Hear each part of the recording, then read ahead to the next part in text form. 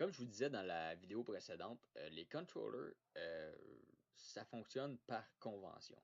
OK? Ce qui veut dire que quand on fait CTRL F5 par exemple, je fais CTRL F6 qui n'avait pas rapport, CTRL F5, qu'est-ce que ça fait?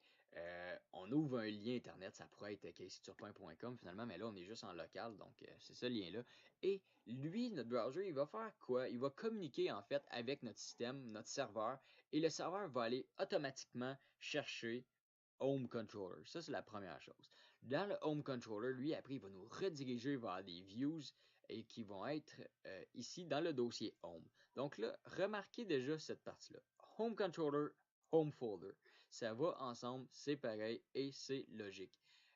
Vous voyez, on a l'index, on a le contact et tout ça. Ça a vraiment un lien étroit avec le controller. Donc là, on parle d'une convention et une convention qui est assez simple à avoir. Quand on écrit notre site, la première chose qu'il va parler, c'est au controller. Il va chercher par défaut le contrôleur Home. Donc, si on veut approfondir ça en concernant les controllers, on va aller dans le dossier App Start et on va aller dans Root Config. Root Config, vous allez voir la ligne 19 ici, vous allez voir les défauts. Donc, par défaut, le controller qui va aller parler, c'est Home. Et l'action qu'il va faire de base, c'est Index. Ça, on va voir ça dans quelques minutes. Et après ça, il nous dit, ah, les paramètres sont optionnels finalement. Donc, si on regarde le routing, la page, donc il va nous dire Controller Action ID. Le controller, c'est notre fichier. C'est notre fichier ici, qui est quelques méthodes, une classe et quelques méthodes. Donc, Home Controller. L'action, c'est quoi? L'action, c'est simplement nos méthodes. Et le ID, c'est si on avait des paramètres dans notre méthode, on pourrait les utiliser comme ça pour le routing aussi.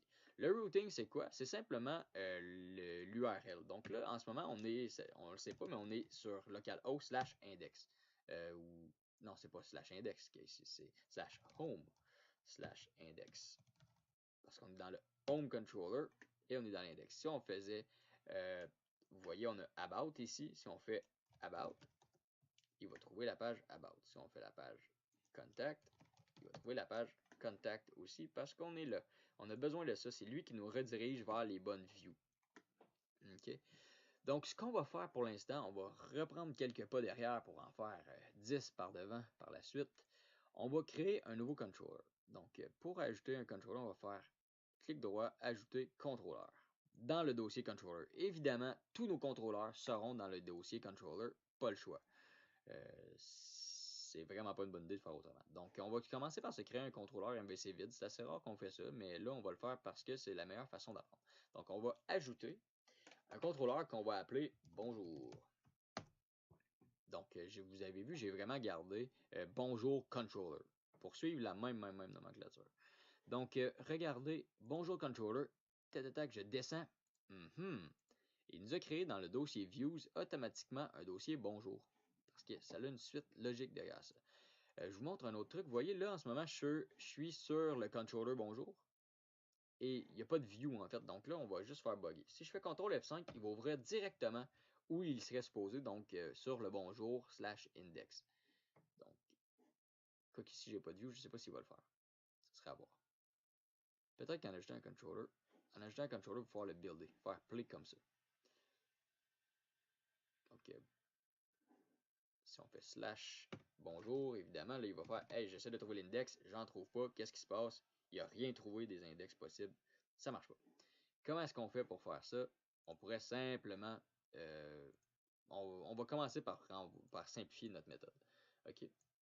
On va enlever notre return type pour tout de suite et on va lui dire, à la place de retourner un action result, parce que c'est ça, là, on pourrait écrire public void par exemple, mais là on va lui dire public string index, puis là après ça on va lui faire return un string de base, on va lui écrire bonjour. Oh my god, c'était bien écrit ça. Bonjour. Et voilà. Donc là, si on fait play,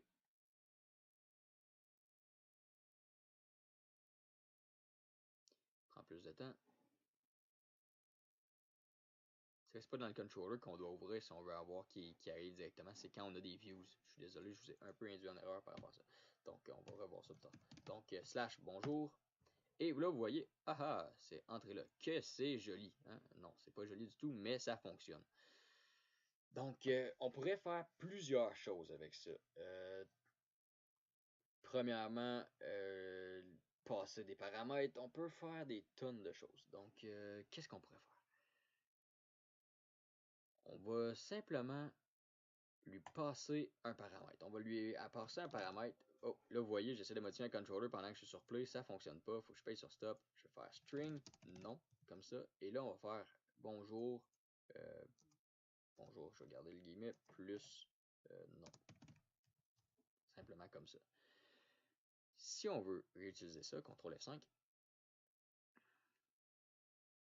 montrer notre aspect. On va faire slash bonjour. Et là, ça fera rien. Ah oui, parce que j'ai pas mis de nom. Comment est-ce qu'on fait pour passer un paramètre à notre argument ici? On va le séparer en fait avec un question mark, un point d'interrogation. Donc, on va faire comme ça, nom est égal à Casey. Hop, et là, vous allez avoir, ah c'est vrai, il n'y a pas de guillemets là-dedans, excusez-moi. Donc, et voilà, bonjour, point d'exclamation, Casey. Ça, c'est une petite possibilité comme ça. Donc, on sépare, le question mark sert à quoi finalement? Il sert à séparer notre méthode, notre controller, de ses paramètres. Si on voulait ajouter d'autres paramètres, donc je sais pas, int age, et là on pourrait faire ça plus joli que ça, on pourrait faire bonjour, plus pas qu'ici, ça serait un peu bizarre, plus non, plus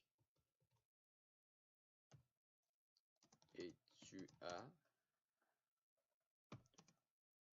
plus âge plus espace 1 point virgule. Donc si on fait CTRL F5 là-dessus,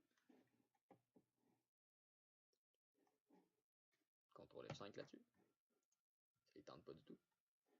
Oh, j'ai comme changé de place. Il est correct lui? Ouais, ok. CTRL F5, merci. Donc on va retourner sur bonjour. Là, je vais garder avec Casey ici, ça va bien. Et là, vous voyez, je l'ai gardé séparé de mon... La méthode de mon paramètre, c'est OK, ça va. Et si je veux séparer deux paramètres, je vais faire « et » comme ça. Donc, je vais faire âge est égal à 27.